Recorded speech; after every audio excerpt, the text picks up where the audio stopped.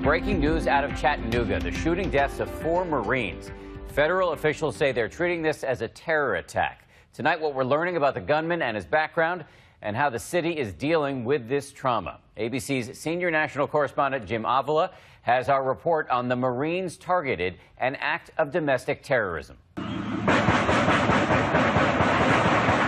The crackle of gunfire from a deadly rampage in Chattanooga, Tennessee, where a lone shooter killed 4 Marines in a hail of bullets, injuring at least 3 more. Today is a nightmare for the city of Chattanooga. The harrowing ordeal began at 10:45 a.m. A man in a silver Ford Mustang convertible, his top down, drove into this strip mall.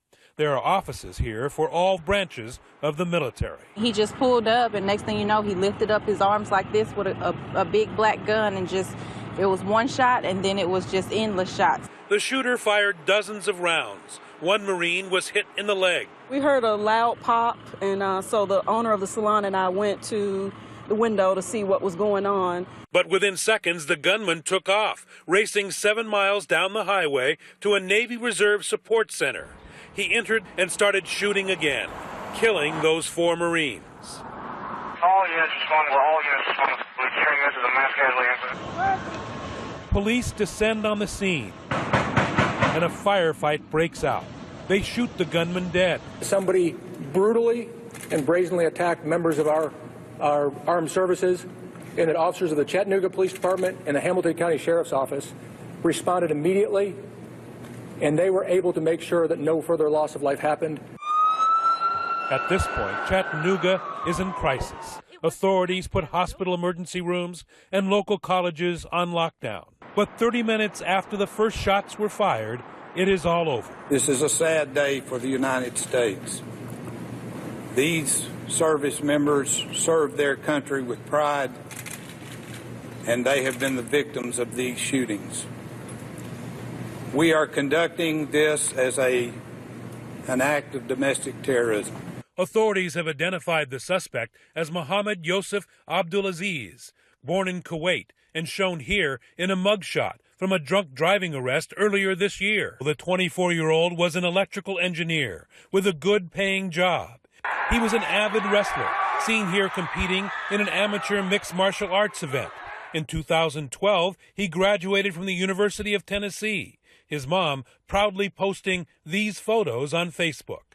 We're going to look at the shooter. We're going to do an intense look at him to see if what his connections are. We'll look at his friends, families, associates, anybody who is associated with him to determine the cause or the reason why he conducted this attack. Kagan Wagner, a friend of the suspect from high school, was shocked to learn he was behind the ruthless killings.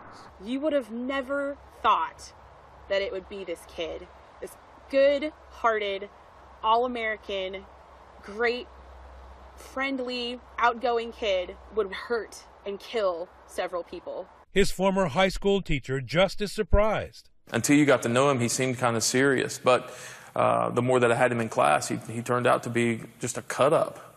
I mean, he was a joker all the time. Sources tell ABC News the young man was not under active surveillance by the FBI, a classic so-called lone wolf. The suspect wrote in his 2008 high school yearbook that my name causes national security alerts. What does yours do? It is a very, very tricky game for law enforcement with lone wolves as to actually know that A, they are there, and B, more importantly, that they're going to launch an attack. Local police and FBI, desperate for clues, are scouring his home in nearby Hickson, Tennessee, and the silver Mustang he abandoned at the scene. Authorities are also investigating if Abdulaziz was inspired by ISIS or another terrorist organization. It is a huge concern. It probably is the biggest concern to law enforcement as far as terrorism is concerned day to day in the United States. As recently as this last weekend, and going back a year, ISIS has been urging its followers in the U.S. to attack uniformed police and military in this country. The group posted photos and home addresses of more than 100 active duty soldiers, saying, "What are you waiting for? Kill them in their own land." What we are increasingly seeing are individuals who may be motivated by the ideology of a terrorist group, may be inspired by their social media campaigns, but are acting independent of those terrorist organizations. And that is not a threat that our intelligence capabilities, as robust as they are, our counterterrorism capabilities, as robust as they are, were designed to address. Today's attack is eerily reminiscent of past mass shootings that targeted domestic military sites. In 2013, a lone gunman killed 12 people in the Washington Navy Yard. And just last year, 4 people were killed during a rampage at Fort Hood in Texas. We have an active shooter currently on Fort Hood. It was the second attack at the base. 13 people were gunned down there in 2009. In the wake of yet another senseless mass shooting, the nation is on edge and in mourning.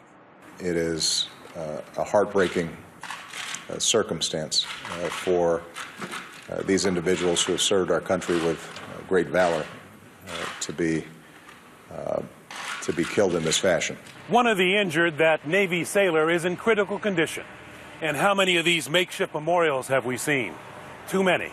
And tonight, it's Chattanooga, Tennessee that mourns. Dan?